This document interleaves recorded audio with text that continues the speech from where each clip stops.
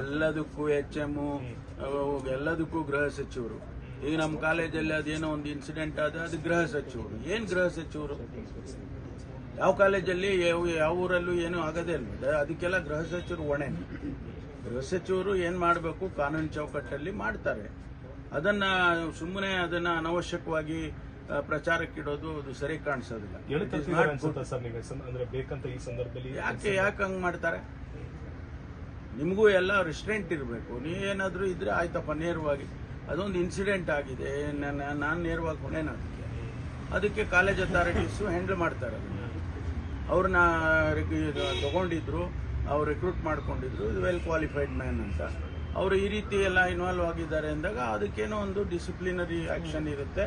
ಇಲ್ಲ ಅಂದ್ರೆ ಅವ್ರನ್ನ ಕಾಲೇಜಿಂದ ಟರ್ಮಿನೇಟ್ ಮಾಡಿ ಕಳಿಸ್ತಾರೆ. ಈಗಾಗಲೇ ನನಗೆ ಗೊತ್ತಾದ ಹಾಗೆ ಅವ್ರನ್ನ ಟರ್ಮಿನೇಟ್ ಮಾಡಿದ್ದಾರೆ ಕಾಲೇಜಿಂದ. ಅದನ್ನ ದೊಡ್ಡದಾಗಿ ಏನು ಗ್ಲೋರಿಫೈ ಮಾಡೋದೇನಿದೆ ಅದರಲ್ಲಿ? ಕರೆಕ್ಟ್. ಪೆಟ್ರೋಲ್ ಮತ್ತೆ ಡೀಸೆಲ್ ಮೇಲೆ